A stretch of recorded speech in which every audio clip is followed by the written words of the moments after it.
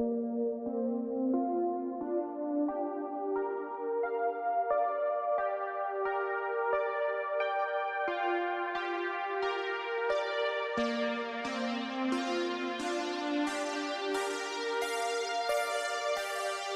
occasionally think how quickly our differences worldwide would vanish if we were facing an alien threat from outside this world. And yet I ask you, is not an alien force already among us? Through the gates of Mount Rome, down to the far corners of the endless highway, wherever you are, welcome to the show.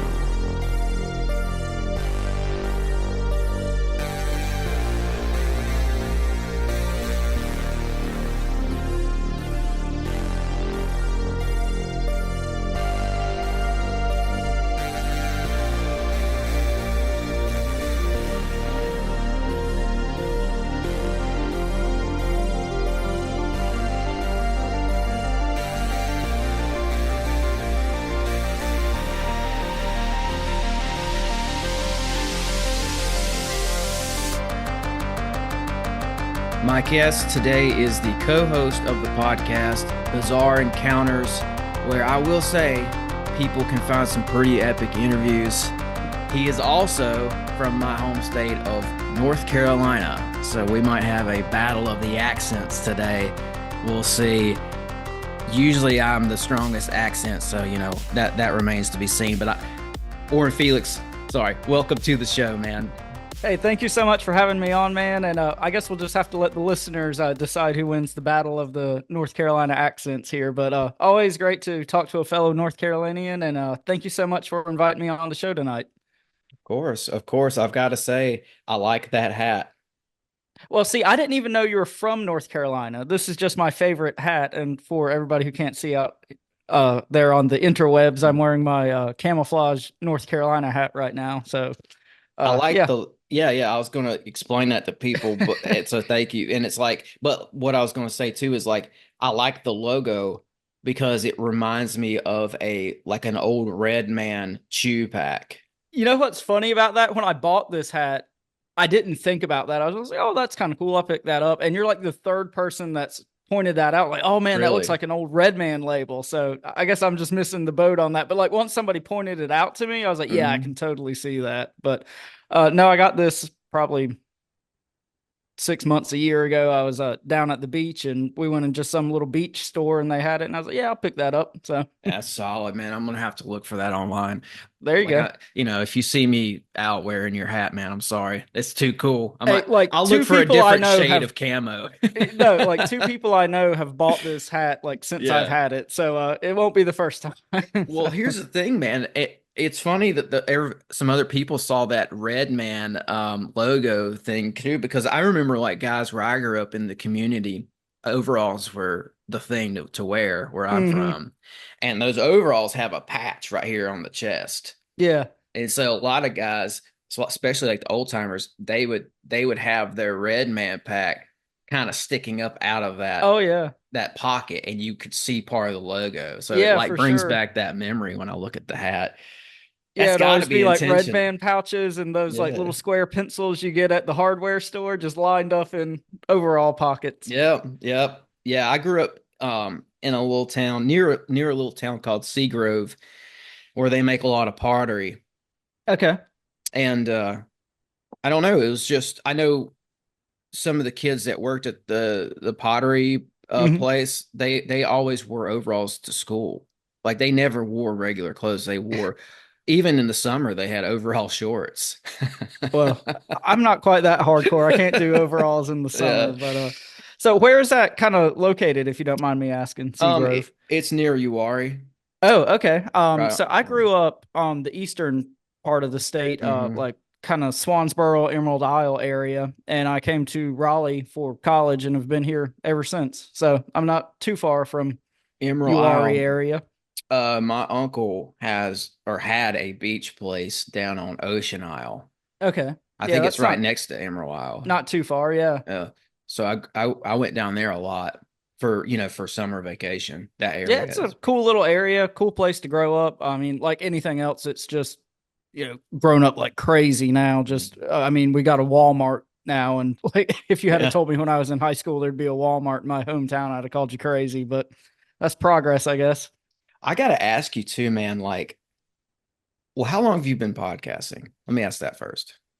So Shane invited me to join the show. I think January will be 2 years. Okay.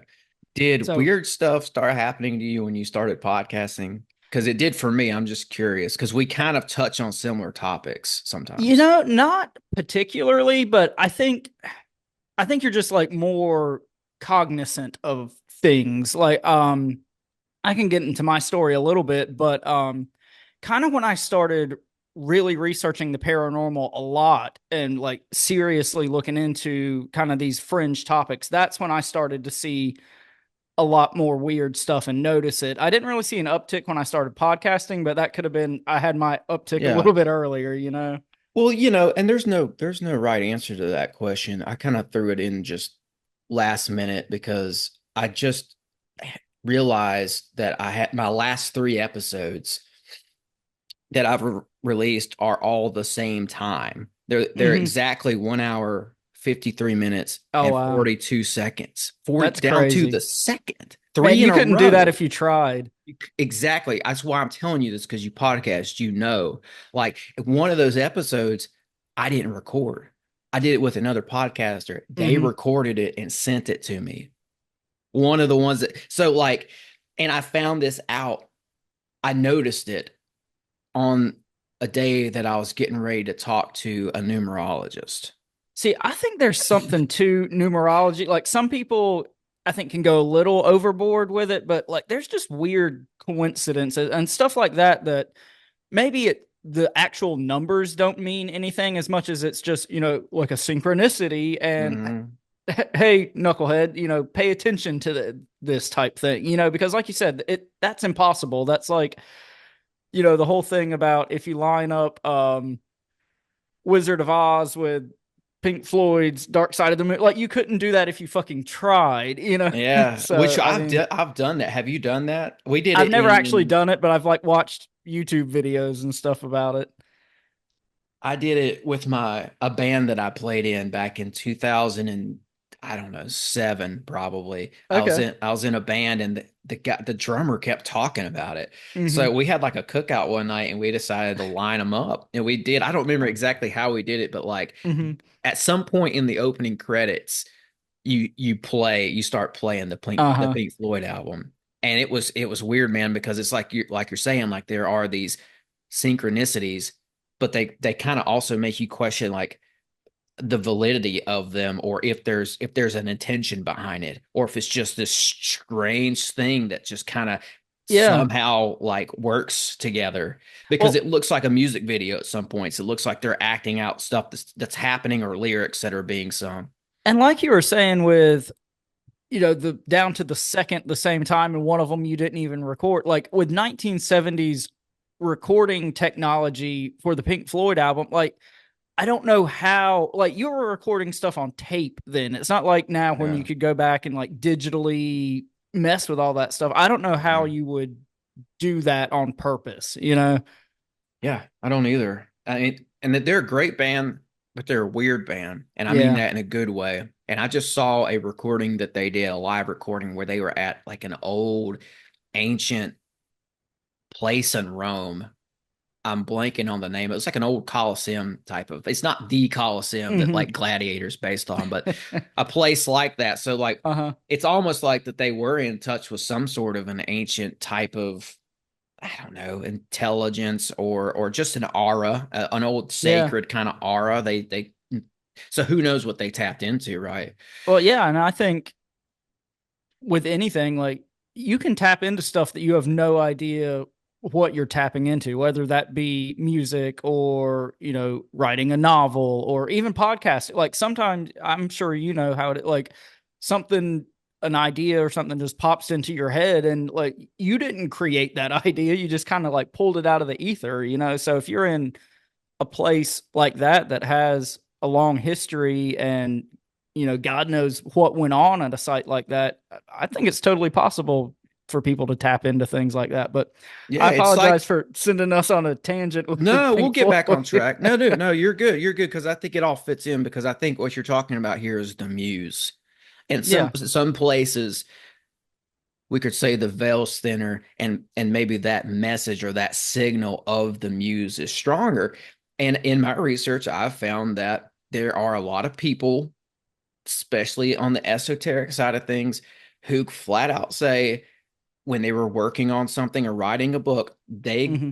were getting this information from somewhere else as if it was being told to them. Crowley, Yeah. H.P. Lovecraft, even Carl Jung when he wrote the Hmm. Red Book. These guys all would say later that it was the muse wasn't just a muse; it was something more than that. It was like an intelligence. That's what I think is happening with. That's why I posed this question about like, did weird stuff start happening when you started podcasting? I like your answer because you're like sometimes it's almost like a doorway opens up because you're. It's almost like you're paying attention to it because you're in these topics more. Things Hmm. just start to become real. It's like back when I was a kid, going to church, I always remember the youth pastors and stuff having conversations like, "Oh, well, if you start studying demonology, things are going to happen to you." It's Yeah. just like you expect it, right? And I think that it comes down to like this. I call it like a astrotheological trickster Hmm. that will interact with us because I think that's kind of what has happened with me. This is just Yeah. my experience and my opinion, but like there's a trickster element to this stuff. And Absolutely. I want to get into your stories and I'm gonna let you have like the main chunk of time here. But No, no, I'm what do you enjoying the think about that? conversation.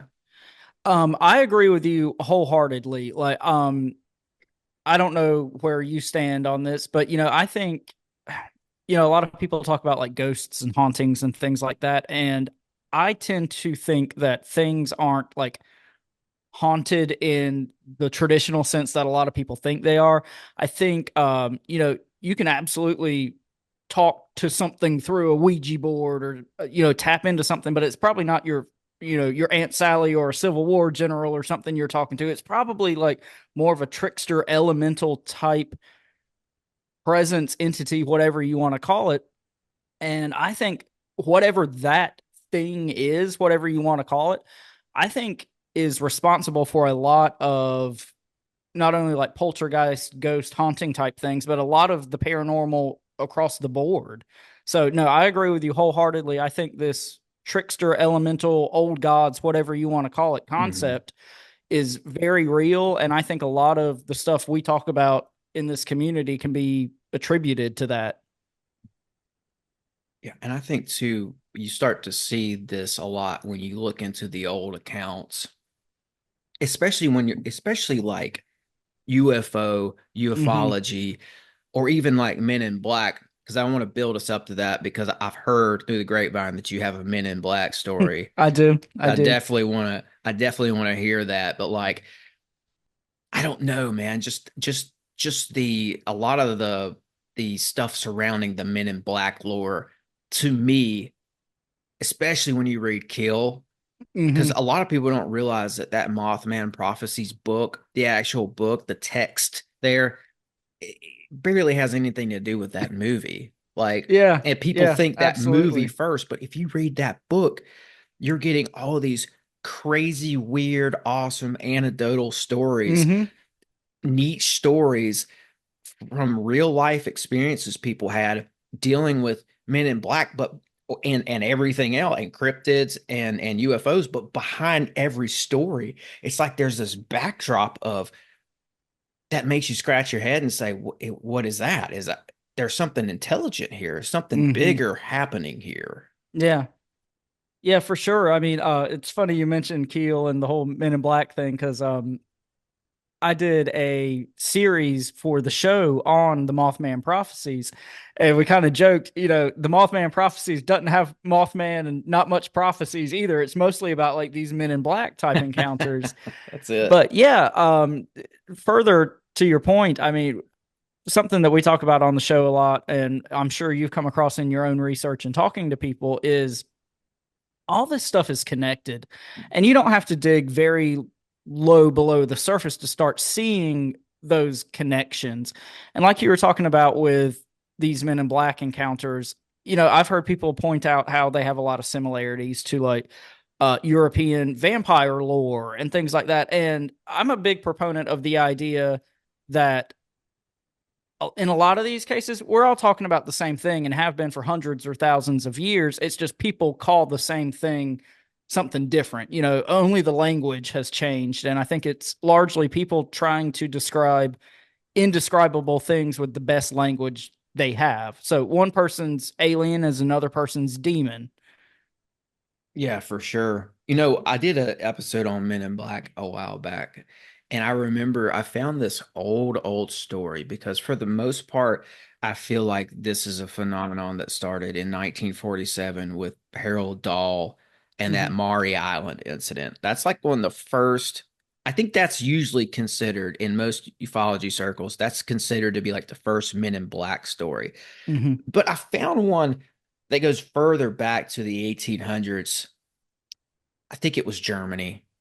I'm going to blank on the region. It's somewhere over there in Europe. And this community, this village was dealing with a strange lights in the sky incident Mm-hmm. where you have multiple witnesses. Basically, the whole town saw it. Weird orbs, weird lights. And the night of or the next night, a guy dressed in black driving a black carriage with black horses shows Mm-hmm. up telling everybody to not talk about it. Yeah. And it's like, was that a Men in Black? I don't know. Was that like an early example of this phenomenon? I don't know, but it sure makes me wonder. But I do think like 47 is a good place to start with it, with that, Mm-hmm. because I mean, man, just that year, it's like there was so much change happening in that year. I mean, it's right after World War II, and you're seeing like CIA's created, for instance, Yeah. and there's a feeling in the air if you're in the know that the intelligence services are now going to start having this massive role in disseminating information to the American public. They create the Air Force. Mm-hmm.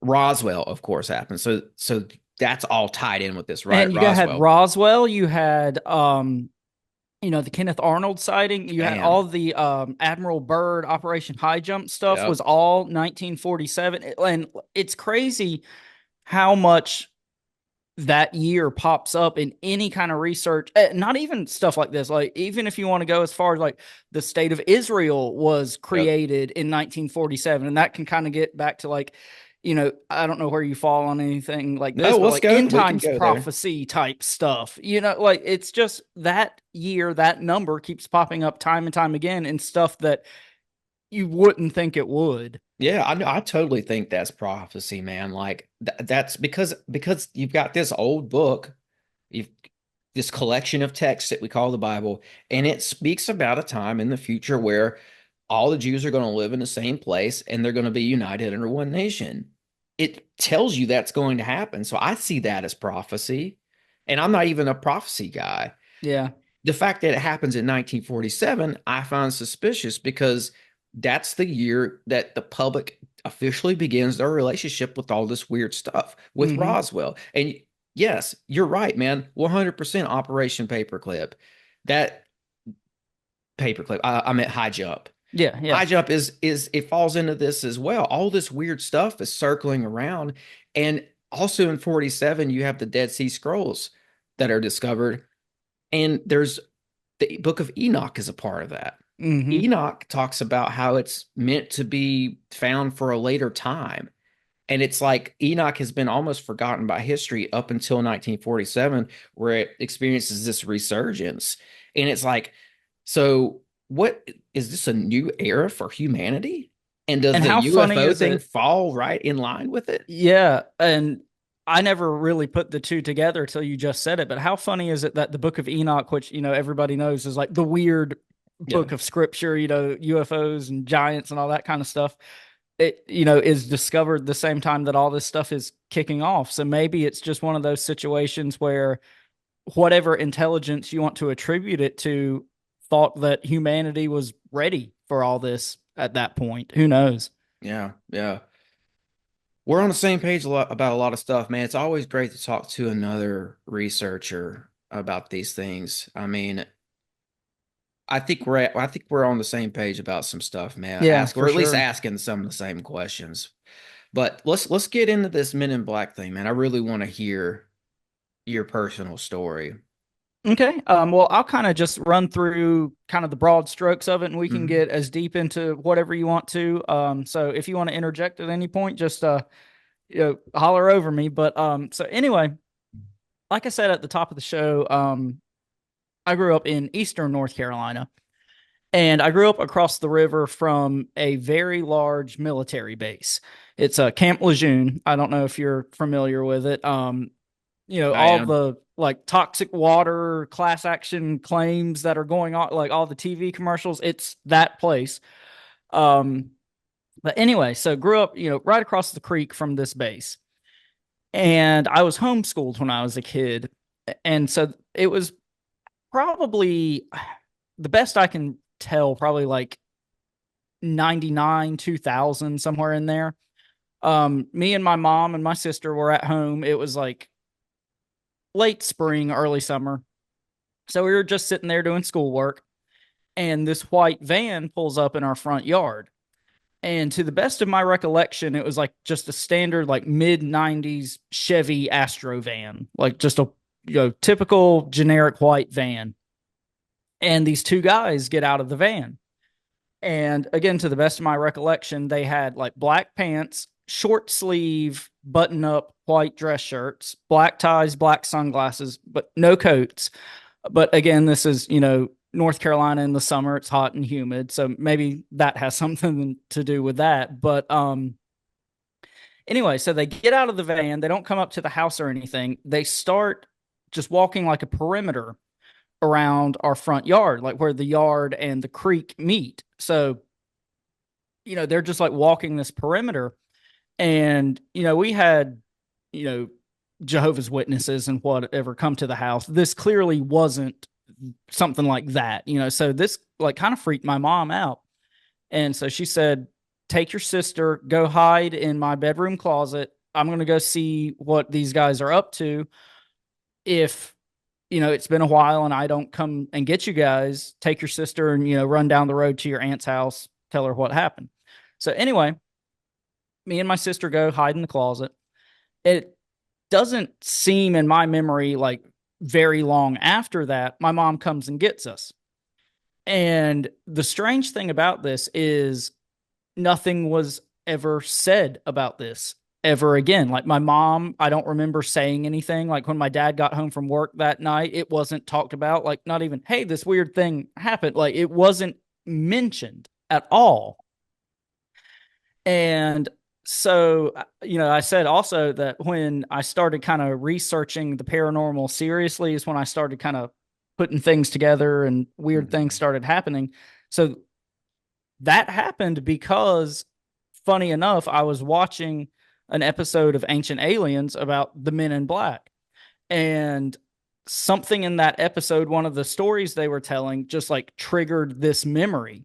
And I need to go back and watch the episode now because I haven't seen it, since that time. But I was like, oh my God, that happened to me. And shortly after this, like I said, I started researching the paranormal pretty seriously. And my father abruptly died. And so me and my mom were kind of on this road trip to go pick up my sister for all the funeral and all that kind of stuff. And, about like hour 7 into the road trip, I was just like, hey, I think I remember this thing that happened. I need to know, did this actually happen? And my mom was like, yeah, I remember that. That absolutely happened. And I said, oh, what happened? What happened when you went outside and talked to these guys? And she was like, I have no idea. She said, I remember nothing from the time I sent y'all back to the closet to the time I came and got you guys. And, she kind of joked, but not really joked that maybe she got zapped by the Men in Yeah. Black. But so that's kind of the broad strokes of the actual account, and I can That's get what I was going into. to ask, actually. Not to cut you off, but I was Yeah, going to no, no, ask if no, go she ahead. felt like something strange should happen. I know now it's almost like a joke because we have this movie, Men in Mm-hmm. Black, where people get zapped and they get their memory blocked. But I'm not going to go into this, but if you go into like some of the origins of who wrote that movie and who wrote some of the original Men in Black comic books, because the comic books came first, it Mm-hmm. was a guy who had government connections. Okay. So it's like, well, is some of the stuff you see in that movie based on stuff that really happened, like it often is? So I was going to ask, do you think maybe she got zapped? It sounds ludicrous to say that just on the surface, but like I said, it was so weird, not only the initial reaction, but that this was never talked about, like at all in our house. I mean, like I said, you would at least think we would have been like, hey, Dad, these two weird guys showed up in the yard today. Like, as kids, that just seems like something you would do, and nothing was ever said about it. So I think just because of the reaction, there was something weird going on there. And, we know the government has all sorts of technology and has been, messing with mind control and whatever for decades. So, I mean, I certainly don't think it's outside of the realm of possibility that something like that did occur. Yeah, yeah, absolutely. I mean, Project MK Ultra, Project Yeah. Monarch, that all kind of stems from this year again. I'd say, well, maybe not specifically 1947, but at the end of World War II and 45, you have this integration of Nazis coming over here Mm-hmm. and like bringing their technology. Part of what they taught us was these MK Ultra mind control tactics. Yeah. So the Yeah. government's been cooking with that for a long time, man.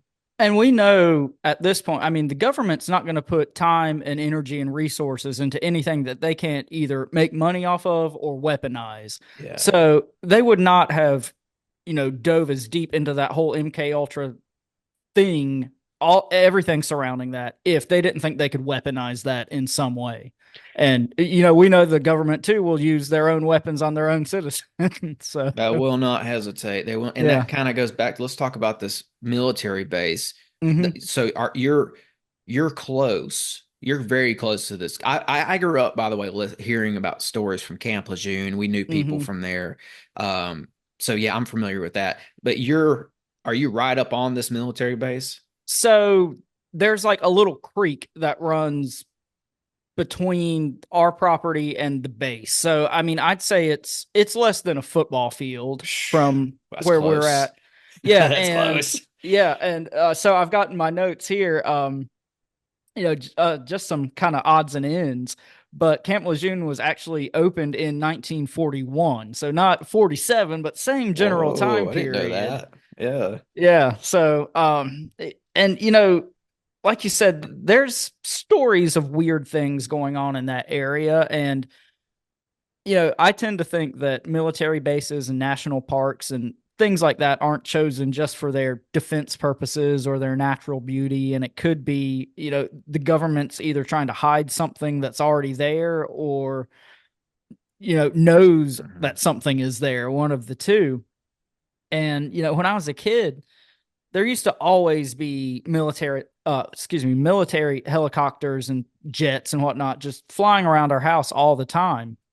And at night they would shoot off flares and do like training exercises. And, whenever they would shoot these flares into the sky, my parents used to always like, I guess, joke. They're like, oh, well, they must be looking for something out there. And now, as an adult thinking back on that, I'm like, well, what the hell were they looking for?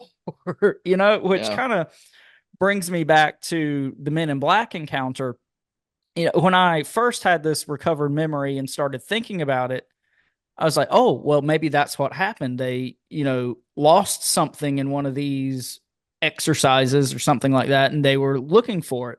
But now, after, appearing on a lot of shows and talking to a lot of people, now I kind of think they weren't looking for something as much as they were seeing what we could see from our property. I think that's why they were like walking the perimeter. They wanted to Mm, see if we could see whatever they had going on across the creek. yeah. Yeah, that sounds it. That sounds like it, man. That's why they would be down there poking around. Hmm. Uh, I'm with you too. I think some of these places that became national parks, uh, were were chosen for a reason. I think it Yeah. was Teddy Roosevelt that like basically got that whole thing started with the national parks, and he talked about Bigfoot encounters in his Hmm. book.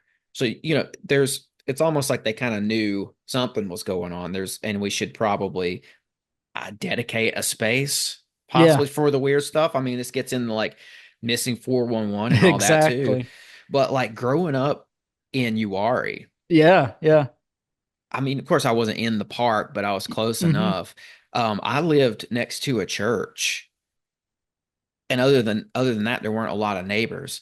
But every summer, the military came and they parked at the church, and Wow. they used my backyard as a gateway to go into the woods. Hmm. I loved this as a kid, man. As a little boy, I ate it up. I was like, every summer I was like telling my mom and dad, just nagging them, like, when are they coming? Because they would Uh-huh. let me stand at the window and watch the guys, because they were suited up, guns, everything, straight out Yeah. of a war movie. They were decked out with all the trimmings, and they would walk straight through my backyard and go into the woods, and they'd be in there for weeks.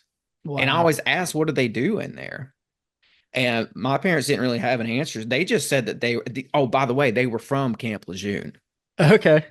Wow. That's So crazy. there was, I never really got a clear answer for what they were doing. I think my parents said they were doing maneuvers or something along those Hmm. lines, but it was every summer when I was a kid, they would go in there and they'd be in there for months. I felt like at least weeks. Every now and then, a straggler would come out and like knock on the door and ask to use the phone. Huh. But so, and I'll just say this, like that gateway to the woods that they were using Hmm. as a kid, I used to play in those woods. I never got to like a road or a farm or any type of a end point to these woods. Hmm. They were just so vast. They just Yeah. kept Yeah. going forever. And I always had a sense that there was more out there. And Or in there. Uwari or in there. Yeah. I mean, but that's the thing. Uwari is known for Hmm. its Sasquatch activity. Yeah. There's clear All kinds of weird footage, stuff. Yeah. and I never had any of that. And I often wondered if it was because I had such a big military presence around my house. Well, I have kind of something in my notes, but I'll bring it back around to a point and a question I want to ask you if you'll humor me for a minute. Yeah. So, I don't know if you know this, but there are four national forests in the state of North Carolina. There's, of course, the Uwari, which we just talked about. There's the Smoky Mountains National Forest, which gets into like missing 411, lots of Mhm. Bigfoot activity, stuff like that. There's the Pisgah, which is where the Brown Mountain Lights are. And the fourth one is the Croatan National Forest, which is also right in this area where I grew up. It like backs right up to this military base and where I lived. And when I was a kid, me and my dad used to go mountain biking in this national forest. And for some reason, it just terrified me. Like, no, nothing ever happened. I never saw anything weird. Like, the weirdest thing I ever saw was like, there's this, old decrepit graveyard, like way back in the woods, but like never saw a Sasquatch or anything weird. But it just terrified me. And like to this level that I can't explain. So, getting back to your thing about the national forests, I think there is something weird there. And you were talking about the military guys in the Uari. I've never heard that particular story, but like one of my favorite things to talk about is when they were building, or I guess building would be the right word, the infrastructure for the Great Smoky Mountains National Forest. A lot of locals talk about like how they went into the forest and recruited local people to kill like feral humans or something that was in that area. So I wonder if, those guys you saw every summer were kind of doing the same thing. Whoa. That's crazy, man. Hmm. That feral human thing is like, I've been hearing more and more about it. I'm friends with a guy in Canada who does Bigfoot research. And he asked me about the feral people because they associate, I guess, in his mind when he heard that I was from, because I lived in Appalachia as well. Hmm. Like we lived in Uwharrie when I was up until I was about 11. Then we went to Appalachia, but he was asking me about the Appalachian feral people. Uh-huh. So it's like something I'm kind of new to. I'm trying to figure it out. But no, that's a great tie-in. There's a great weave there because I don't know what they were doing down there, but it seems like they were they were after something or they were using Yeah. those woods for something. I don't know, man. Like I've often wondered recently if there was a Bigfoot thing, if it had Hmm. something to do with that. Well, and the thing about that, like I said, issues of language. Like one person's feral human is another person's Bigfoot. You know, who's to say that in the, I don't know exactly when the Smoky Mountains were established, 30s, 40s, 50s, somewhere in there.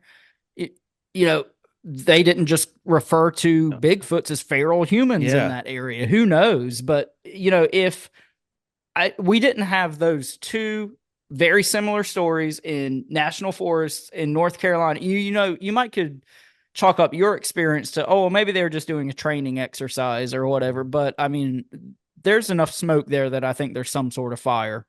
Yeah, and like that church that was next door to our house, when I was 7 or 8, after I think it was after a Wednesday night church service, I was out front and there was a lot of people out front because this church just let out. And there was a Hmm. field across from the church, big field, lots of, you could see the sky real well. We had a UFO sighting right Really? there. Yes, absolutely. It's my first UFO sighting was at this church on the edge of this Uwharrie forest. Hmm. We saw 5 to 6 lights coming, and I want to say it was five in my memory because the middle light was a little bit bigger and brighter, Uh-huh. and we were stoked. All of us kids out there, we thought it was about to be a military flyover. Hmm. So we were so excited. So we're watching these lights come at us, and all of a sudden they get pretty close Hmm. and it's still daylight out, right? And they just disappear completely. Huh. We stood there for a while waiting to see if they flew over with their lights off, but they didn't turn around. They didn't come over. They didn't do anything. They didn't change course. They just disappeared, and it was Wow. super weird. And it's like I remember asking people. My parents weren't out there; they were still inside this church. I was asking people, "What was that? What happened?" And people were walking away in silence. Like the adults, Hmm. they all left. Everybody left as soon as this happened. They all went to their cars in silence.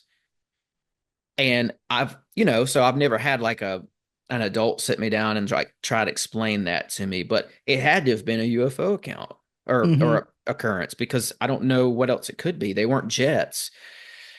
And I didn't mean to like take us off No, into no, like no, my that's awesome. personal stuff, but So just if you don't mind me asking, like, did, again, we're all trying to remember things as best we can with yeah. adult minds, but did that give you the impression that it was more like an orb type situation, or did it seem like it was something mechanical? Because, you know, we hear a lot of reports about these orbs in the national parks and seen in conjecture with like Bigfoot sightings and things like that.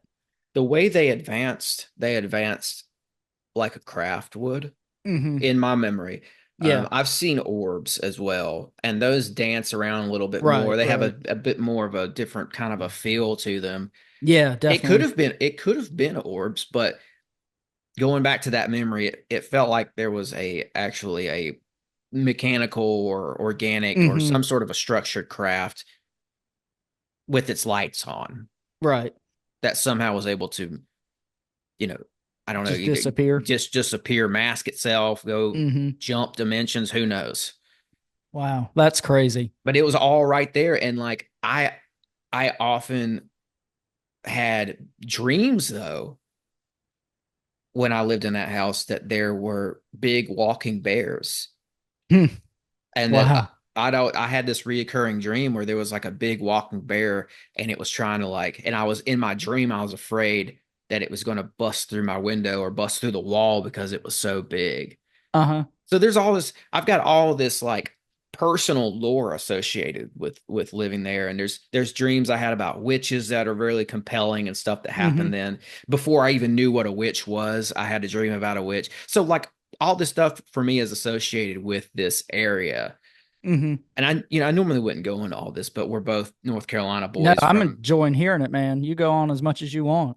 So I don't know, man. Like it just seemed, and like back to your story, it's like, yeah, these guys are poking around, acting weird. Your mom doesn't remember it. She remembers the first part of the story, but not the second part of the story. Well, not what like actually happened when she went out Yeah, to talk to these guys, which seems like the most important part, you know? yeah, yeah. I just wonder if it's connected. I don't know. Well, and something kind of just struck me as you were telling your story. So when my sister was little, and so it would have been, the same time period as this, she went through probably like a 6, 8 month period where like every night she woke up like screaming, terrified. And finally, my parents got her to tell them like what's wrong, like what are you dreaming about, what are these nightmares? And she said that aliens were after her.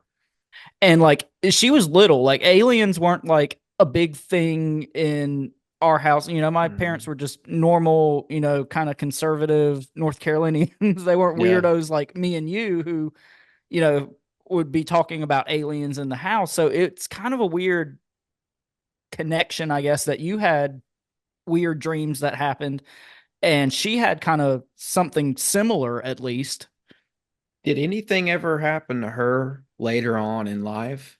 So that's actually part of the story if you want me to get into that a little bit. Please, So, please. like I said, when I had this recovered memory and, I asked my mom about it, it was because my father had like abruptly died. And not to get like too deep into anything, but my after my dad died, my mom kind of just like gave up and she had cancer. And so long story short, my mom died very shortly after my dad did, like 7 or 8 months. So it's just me and my sister. And so we had to like go back to our family home and, do all the stuff you've got to do when something like that happens. And again, not to get too personal, but there's a lot of like weird, unnecessary family drama and just crap going on around that situation. And so my sister spent quite a bit of time in the house, just getting everything cleaned up and whatnot, and weird things started happening.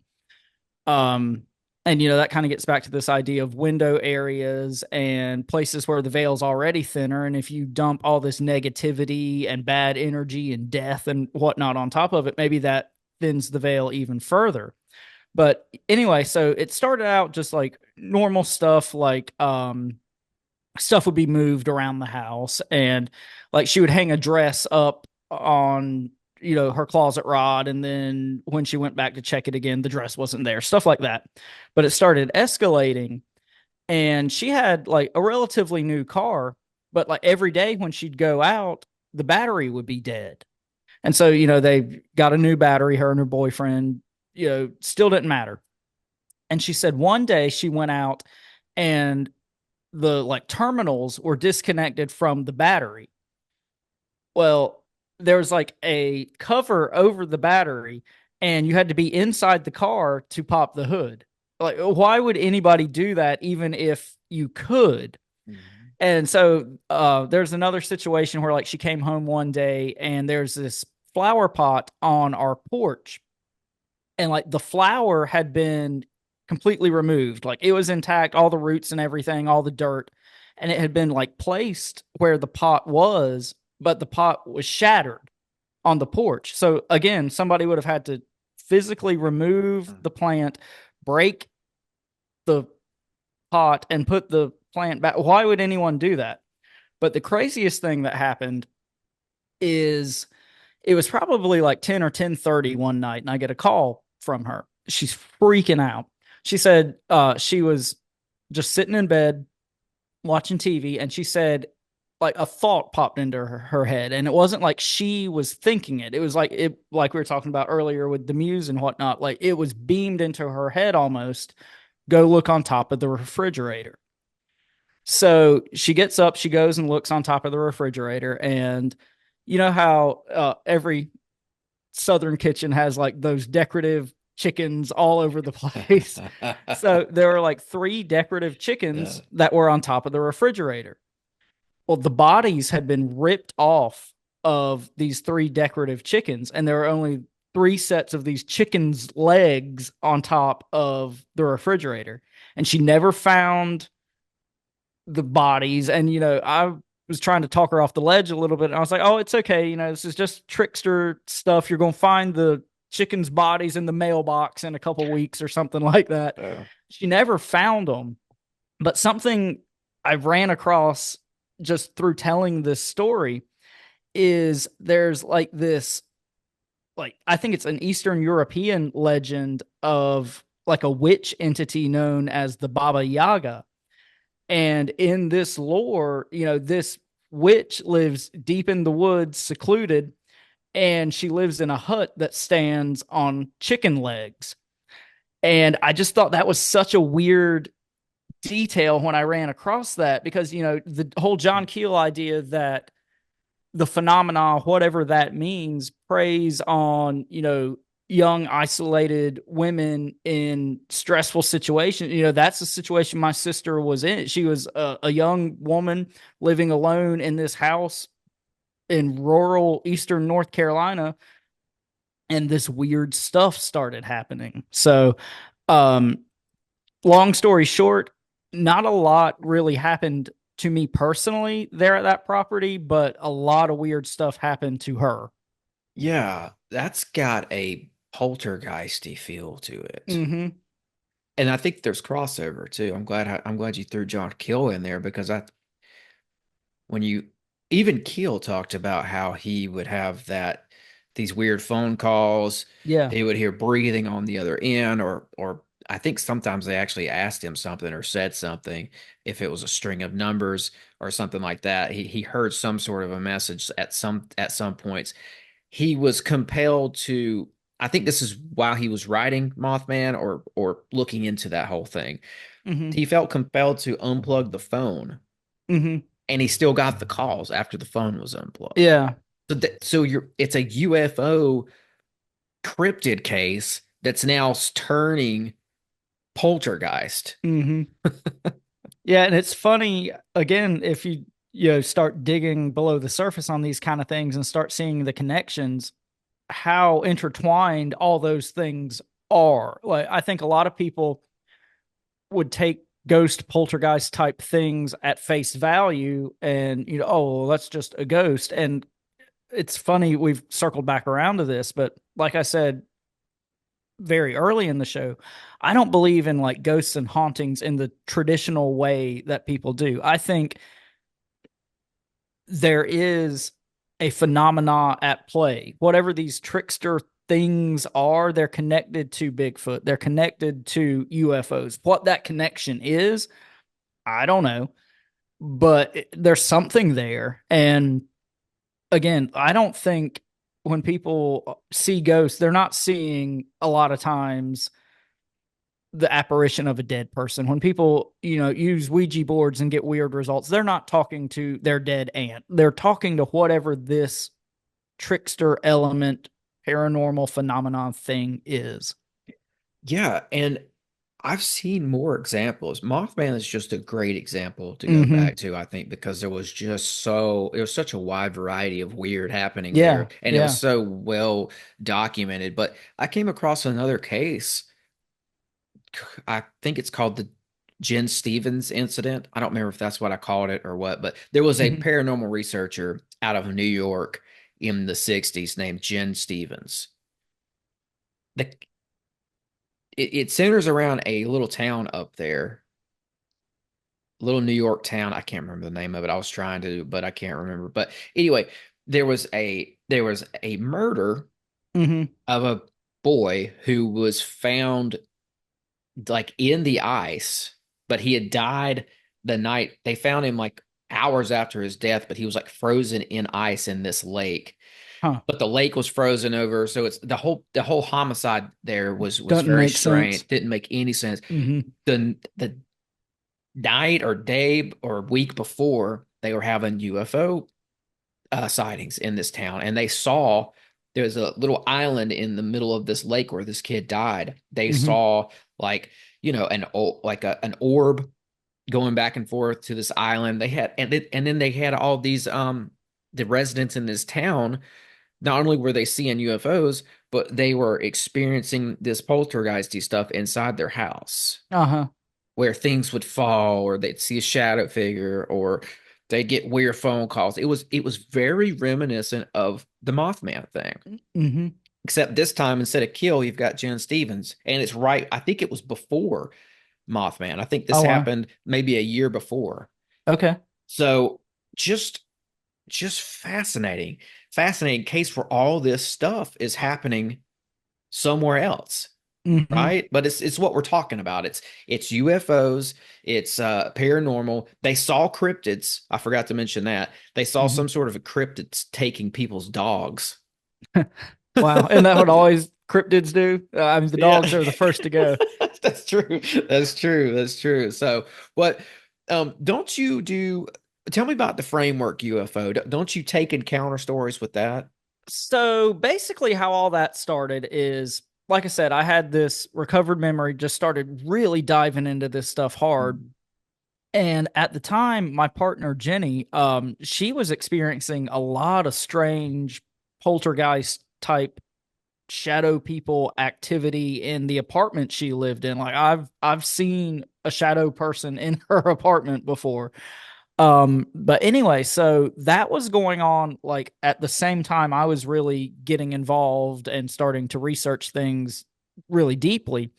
And we're like, we need to start like going to conventions, and we need to start meeting people and talking to people and sharing our story and seeing other people's stories. So basically the whole framework idea came from, I was doing this research just for my own benefit. I was making notes just for my own sanity almost. I was looking into all this Camp Lejeune stuff and Mhm.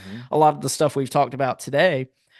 And I was like, if we're going to go to these conventions, we need like a business card or something just to put in people's hands. And I was like, well, I'm going to call it the Framework UFO Research Center. And why I picked the framework is kind of like I've said, throughout this episode. I feel like you don't have to dig very far below the surface before you start to see these connections, and you start to see this framework between how these things are connected. I don't know the connective tissue between all that, but there's a connection there. And I think people need to not take anything I or you or Joe Rogan or anybody says at face value. Do your own research, look for your own connections, build your own framework of ideas. And that's why I decided to call it that. And so basically, one thing just led to the next. We got to meet a lot of cool people. We got to talk to a lot of cool people on their podcasts, such as yourself. And through all that, Shane invited me to join the show a couple years ago, and here we are now. Yeah, well, I That's know. I mean, I know Shane. We've met. We've talked. We had a. I've had some really great conversations with him. I like mhm. him. So I say all that to say I know he saw something there too. I think he must have realized that you were dealing with something powerful or interesting or compelling or all three enough for him to ask you to come on his podcast and join him as co-host. You've got to be doing something right, my friend. I Yeah, I like just what you're doing. I love I well, love the I appreciate it, man. I like the mindset that you've got backing this whole thing up, like the whole origin story for why you're using the terminology you're using, even framework. That's it all makes sense. Well, and I wanted it to mean something, and I wanted people to ask, well, that's kind of different. What does that mean? So I could, Mm, go into that spiel. Like, this is why I think the paranormal is important. And I think it's why, you know, podcasts like yours are so important, because it gives people an outlet.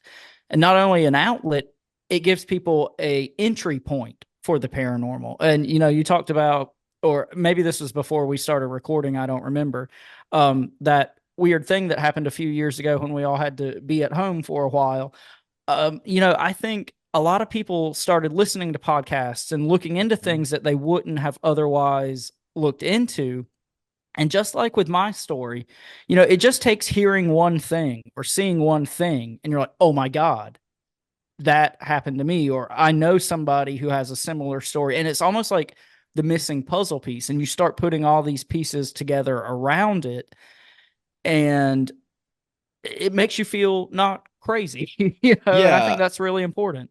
yeah. Something you said there just resonated with me. I mean, 2020 was a big year for me. I was getting in the podcasting and listening to podcasts. Mm-hmm. And what what I found was I very quickly realized this, and it was that I was only hearing the truth on podcasts Mm-hmm. in 2020. Is I wasn't getting any kind of source of anything, news or whatsoever, not that was accurate, except for on a couple of podcasts.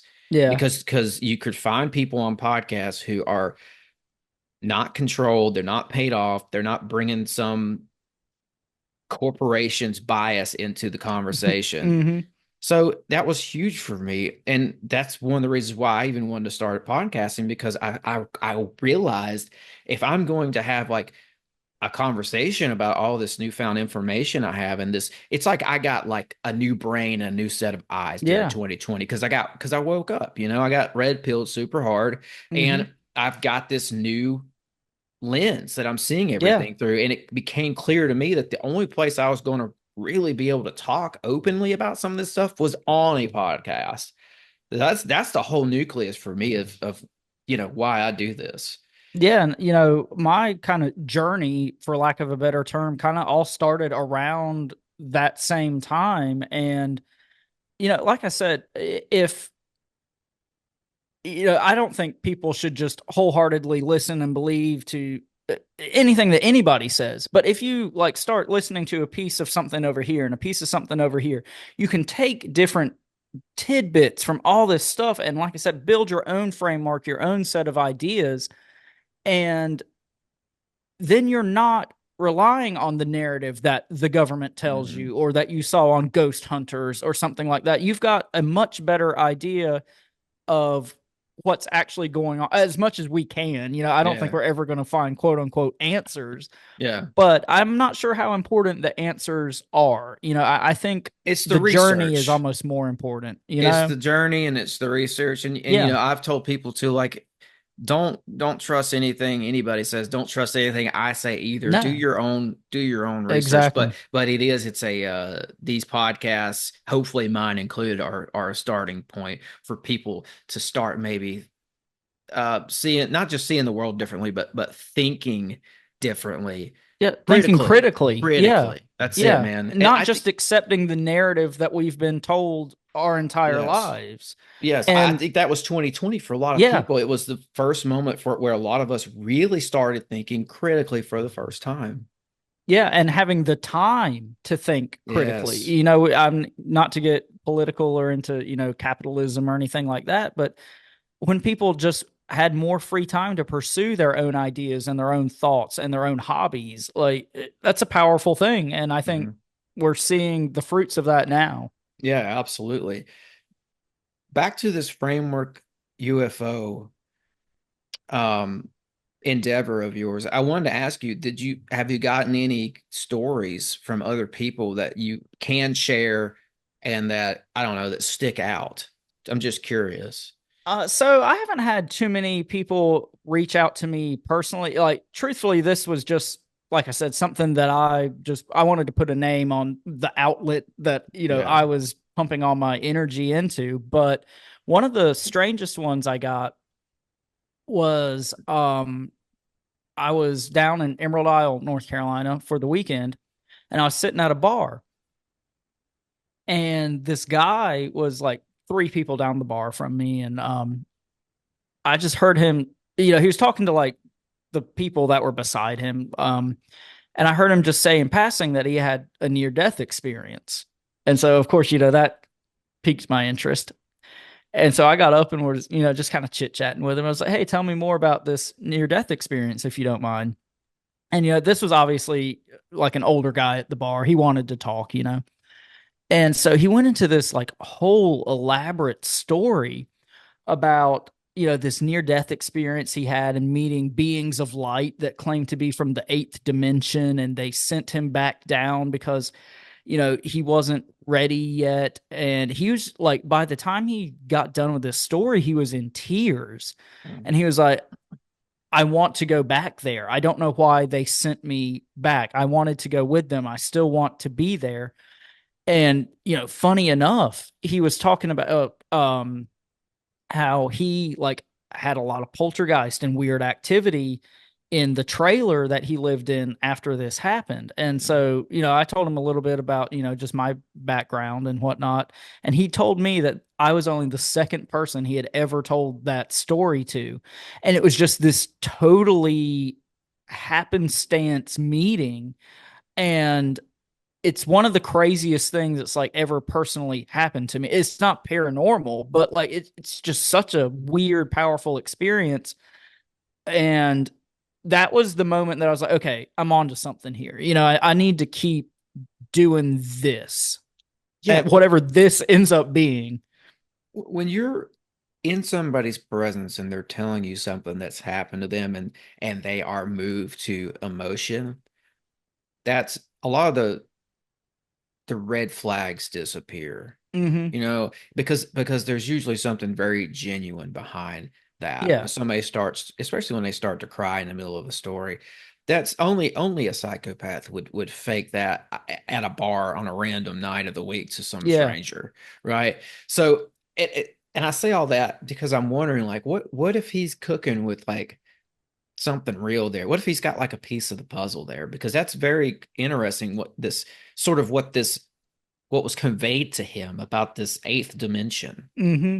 And that's something that I've actually come across in research and reading, this idea of like, the different planes and dimensions and Yeah. whatever. And like this eighth dimension, I've come across a couple times.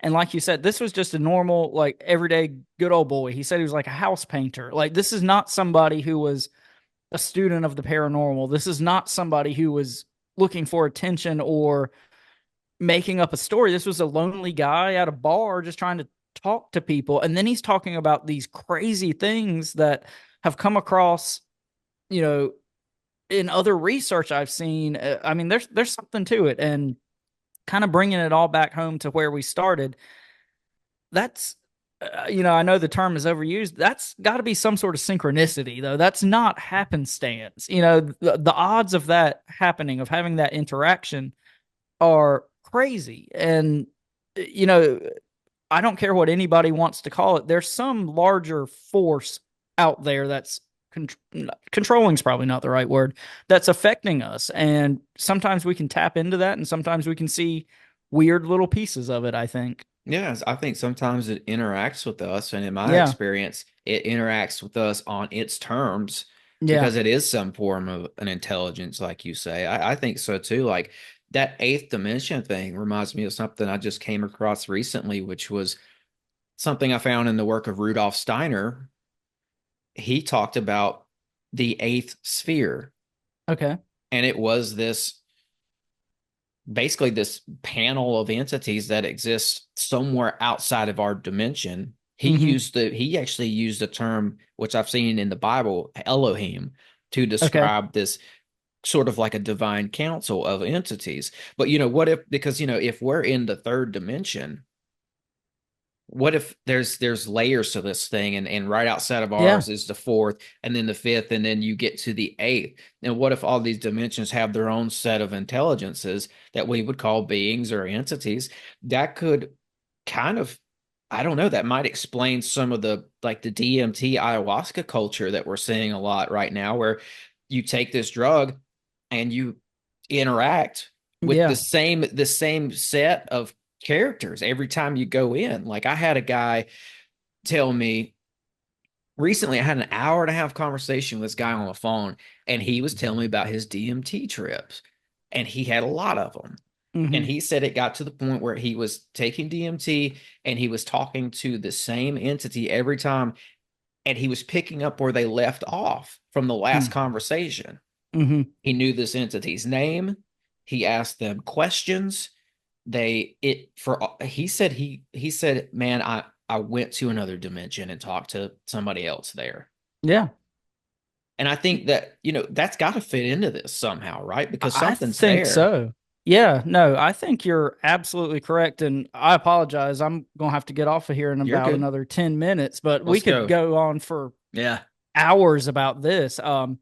But no, I think you're absolutely right. And I think this idea has a lot to do with like portals and things like that, and like things slipping through these cracks in dimensions and whatnot. And, something could just be on the other side of the curtain from us. And if, something happens that causes a pinprick in this curtain, these weird things can come through and we can see them for, a moment here and there. And, this kind of gets back to the idea of people are always like, oh, why hadn't a body of Sasquatch been found? Well, if they're only here for these fleeting moments and we're only interacting with them, like you said, on their terms, I think it makes sense. And, what we know, quote unquote, know about, string theory and things like that. I mean, this is not as asinine as it would have sounded at one point in time. And like you said, through near-death experiences or ayahuasca, maybe some people have just actually seen this stuff, Yeah, absolutely. We'll just wrap it up with something fun. This has been great, man. I mean, I know you've got to go, and thank you for reminding me. I had Tim Renner on from Strange Familiars, and I asked him. I love him. Have you read the Where the Footprints End books? I haven't read that one. I will. Okay, it's him and another fella, Josh Hutchins, Hutchins, right. I believe is his name. They are without a doubt my favorite paranormal books. There's 2 of them, a volume 1 and a volume 2. I, beat the drum of those books on the show constantly. You need to check them out if you haven't. Right. But anyway, I'm sorry to interrupt. No, I'm always on the lookout for new books, man. So that's great. And I like him a lot. I think very highly of him. He did, well, I'm not going to get into it, but he did me a huge favor once. And so I think highly of Tim. But I asked him if he'd ever gotten or come across in his research Men in Black encounters to do with Bigfoot. And I was just going to ask you the same thing. And we can end it on something fun. Well, the only story I have about that is, funny enough, I think it's from that book. It's about how a lot of people who have had Bigfoot encounters have kind of follow-up Men in Black type encounters, but they're with people who are more like forest ranger type entities. And a lot of times, they're wearing flannel shirts. And I think there's a whole chapter in one of the books about this. And that kind of gets back to the whole flannel man phenomena. I don't know how much you've researched that, but that's a weird rabbit hole to go down too. And again, just the connections between all these things. And again, just dig a little bit below the surface and you start to see those connections. But so I haven't personally had a whole lot of experience with Men in Black, Bigfoot type encounters, but funny enough, just there's that one there from that there's book. That one. So. Yep. Okay, man. Well, tell everybody where they can find you. All right. So the easiest place to get up with me personally is through Instagram. My handle is at the Framework UFO. Pretty easy to find through that or through the Bizarre Encounters show page. And that's, Bizarre Encounters on Instagram. It's on, all the social media platforms, all your podcast services, all that good stuff. I'm not hard to find. If anybody wants to talk to me, get up with me, share stories, hear more of my story, anything like that, just get up with me and I'd be happy to talk to you. All right, man. We're going to let you go here. But thanks again, and as always, break the mold, conquer the realm, and thanks for listening.